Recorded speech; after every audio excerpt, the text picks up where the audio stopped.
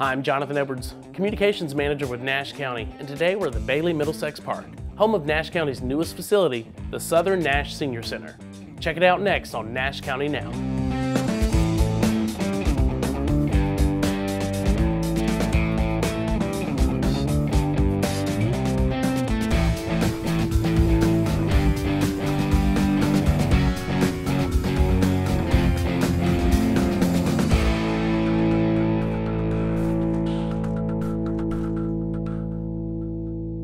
Senior centers help our citizens live longer, happier, healthier, more productive, and meaningful lives. Today, Nash County is not just opening a building, we're opening a destination that will change lives. Thank you for making this a reality. I hope you are as proud of this outcome as I am, and thank you all for coming and joining us here today.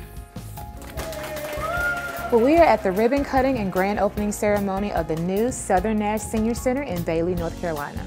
Well, we had a wonderful crowd today. We had speakers, our county commissioners, we had the mayor from Middlesex come to share with us in our program, and the community just really showed up. We had a wonderful crowd that were really happy about it. They're excited about it, and we're excited to be open. Well, this building came about because the citizens in Southern Nash County really communicated to our Nash County commissioners about their need to have a building in their community that they could access programs and services. And this building is a response by our commissioners to their need. Well, the groundbreaking was actually on April 16th of 2018. And we're opening today on March 8th of 2019.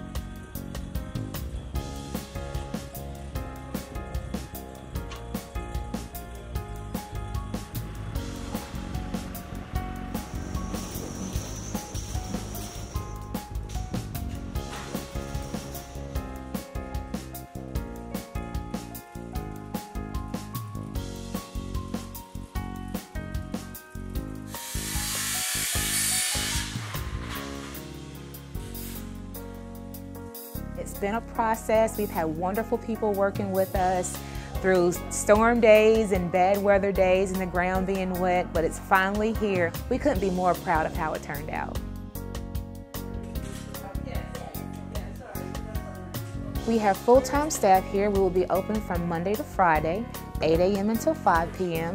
We'll offer all kinds of classes here, educational classes, crafting groups, bingo. We have a beautiful pool area where you can access games and fitness room, but there'll be all sorts of things for people to do here. The newest members of our team and the faces that you'll see when you come here to the Southern Nash Senior Center include Tammy Bissett. She's our Senior Center Coordinator, and she's responsible for programming and managing day-to-day operations of the center. There's also Miss Sandy Richardson. She's the Office Assistant 3, and she's the warm and welcoming smile that you'll see when you come in at the front desk. There's also Miss Holly Edwards. She's our activity specialist, and she helps with fitness orientations and also helps with planning programs. Well, we are just so excited for this building to finally be open, and the people in this community, they have needed this and wanted this for a long time, and we're so glad to finally be open for business. We see many, many years of wonderful programs and services being offered here, and we're just so grateful to our Nash County Board of Commissioners for helping us make this dream come true. So I'm about to give you a sneak peek of our brand new Southern Nash Senior Center. So come on, let's check it out. So this is our front lobby area. This is the first thing you see when you come in. Nice, bright, warm, inviting colors. This is our lobby / coffee bar / internet cafe. We have computers here with Wi-Fi access. Nice, comfortable seating for our seniors. We have a coffee bar over here as well, but this is just a nice area for people to get together and meet their friends and talk and just enjoy being out of the house. This is our front reception area. Here is where our members come in. They would sign in at the computer. And this is also where our staff is going to greet you when you come to the Southern Nash Senior Center. So down here are our offices, not only for our staff, but also for services like the foot care clinic, legal aid, and free insurance counseling. Next, we're going to take you into our classroom area.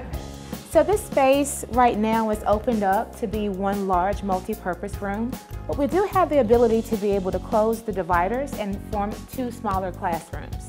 So you have things in here going on like informational classes, Zumba, fitness classes, and anytime we have a presenter who comes in just to give education to our seniors. There's two large televisions on the walls, and we're just so excited about this space. So now we're going to take you into our kitchen area. So we have a beautiful large kitchen here, lots of counter space, we have fridge, freezer, ice maker, and our lovely popcorn machine, which our seniors love when we have bingo. You gotta have nice warm popcorn. Now we're gonna go into our fitness room. So we have a wonderful, large, spacious, brand new fitness facility here. And this space seniors can use, it's at no charge to them. We always believe in promoting healthy lifestyles. So this space is for use for them anytime the building is open. We have treadmills, bikes, an arm ergometer, ellipticals, and weight bench. We're gonna keep going down our nice, wide, spacious hallway over to the game room. So this room, I already know is gonna be a favorite of our seniors. There are two brand new, beautifully covered pool tables here. There's space for card tables. People can just congregate in this area and be at home, and it's just a warm and welcoming room. Nice, colorful pictures on the walls, television here as well. And this is just gonna be a great place for people to come and meet their friends and hang out and have a good time.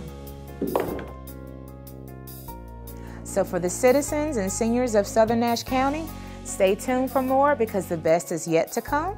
And if you're interested in joining or if you're interested in volunteering, be sure to check us out. We're located at 8108 Stony Hill Church Road down in Bailey.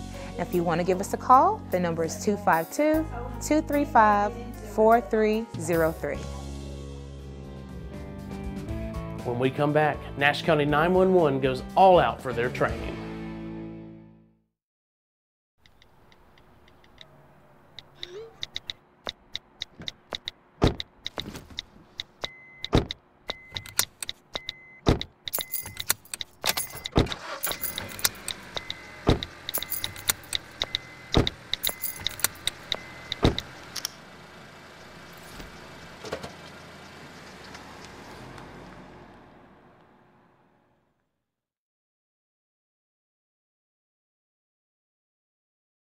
When I was in foster care, I never knew when I would have to move, so I always had my suitcase ready to go. Then one day, I was adopted. My new parents opened their hearts and home to me. My parents cook my favorite breakfast for me every morning. My parents take me on trips I never thought I would go on. They gave me a home and an even better reason to use that suitcase. My parents aren't perfect, but they're perfect for me. Earlier this year, 911 telecommunicators had their scope of practice exercise. This year, they tried something a little bit different. So we're at Nash Community College today, and we are at a big event of the year, our Con Ed, our scope of practice. About 6 months ago, as we were asking some of our staff, what are some of the training ideas? What are things that you would like to see or have additional educational material on? And one of the items was extrication, motor vehicle accident. What really happens when those people arrive on scene? And there's been a lot of people that have come together to give us telecommunicators a chance to see what happens on the scene of a motor vehicle accident. You know, they're on the other end of the phone hearing what the people are telling them, and they're not actually seeing what we're seeing when we're pulling up. So what we're doing, we're giving them a scenario. They've actually done some training this morning. They'll come out here now and we're going to demonstrate what happens when the fire truck comes up, what happens when EMS comes up on the scene, how do we go about getting the subject out of the vehicle, how Highway Patrol comes up and has to do their part of investigating the call, and why it takes so long sometimes on these wreck scenes to get subjects out. So at the very beginning, there is a vehicle that is in the parking lot, and there are two females inside the parking lot in this vehicle. One is the driver, who is simulated to be a fatality. The second is a passenger in that vehicle who is going to be unconscious. So there is coming in a mock 911 call from a passerby saying that they've seen an accident of a dark colored SUV. They were unable to stop, and they give us the mile marker. What was the type of vehicle, ma'am? Oh, a dark colored SUV? Were you able to stop? Is anybody injured? Unknown. Yes, ma'am. Thank you for calling. We will get help on the way. Central Station 14, Station 15 rescue, EMS 6, motor vehicle accident, vehicle overturned.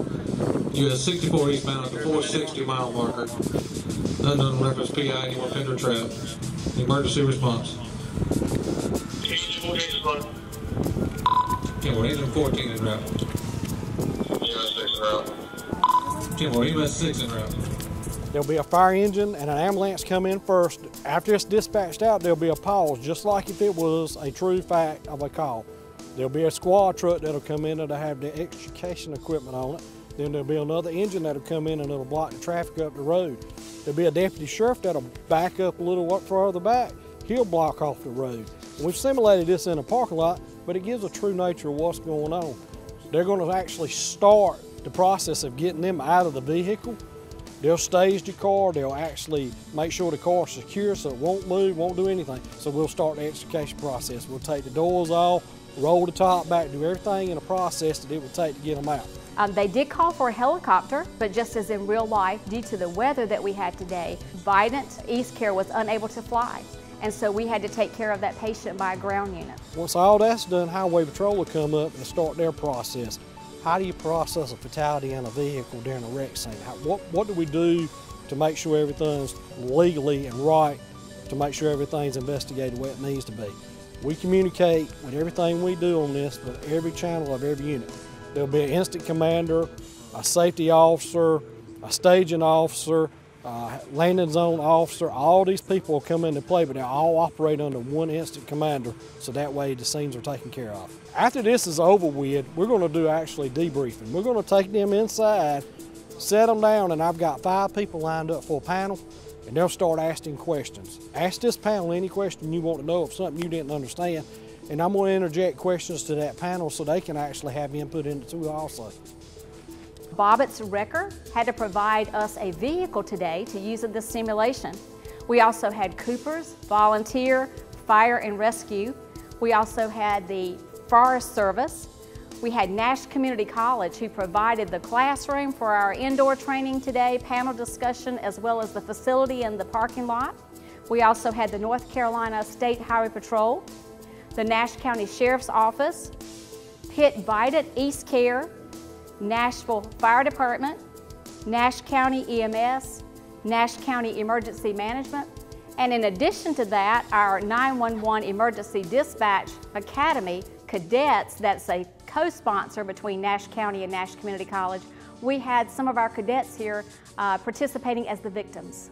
So a lot of people, a lot of planning, a lot of instruction and lesson plans were done, and safety to allow this to happen for us today. We just want to say thank you again to every single person that were involved in helping bring this about for us at Nash County 911. We also were thankful that we had people from Wilson County 911 and from Edgecombe. We think it's invaluable. You can stand and tell and read out of a book, but there's nothing like a simulation of seeing it as live as possible on scene. And we want to say to you, thank you very much for all that you've done for us today. When we come back, it's the Department Head Retreat. Home fire drills give your family a plan of action. Show everyone 2 ways out of the house, pick a safe meeting spot, and get there in under 2 minutes. Then practice, so everyone knows exactly what to do. Go to ready.gov/fire drill and learn how to prepare your family. Hey, let's check out this park.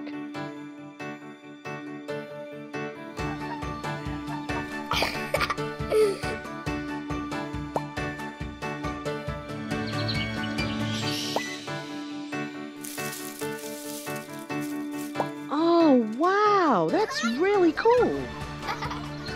To find a great local park or forest near you, go to discovertheforest.org. Every year, Nash County department heads get together to train and talk about policies that will help citizens and Nash County employees. We are at our annual department head retreat. This is our 3rd year that we have held a department head retreat. This year we've invited some new department heads that are coming on board, as well as some other key players within Nash County government. This is an excellent bonding opportunity for us. The group that came together 3 years ago for the first time just got tremendous benefit out of the time that we spent together. So we're very fortunate that we get to do this on an annual basis. Retention and recruitment committee. These were the items that we talked about last year. At our first retreat, what we ended up developing were 5 committees. We had committees that addressed training, policy, employee morale, retention and recruitment, and safety. So we put together 5 committees, and actually those committees have continued work up until today. Policy kind of finished up several months ago when we went ahead and had the commissioners adopt some new policies and adjustments to current policies. So at this retreat, and what we're going to do the rest of today is figure out where we need to go from here. We're going to take a look. We actually have the sheets that we worked off of 3 years ago. So we're going to take those and identify what's been accomplished and what still needs to be accomplished. This year we gave our department heads a reading assignment. We all read the book, Building a Winning Culture in Government. And so many of our sessions that we are going over here at the retreat are addressing the topics that were raised in the book. We're talking about perception, trust, integrity, loyalty, credibility, all those things that good leaders have.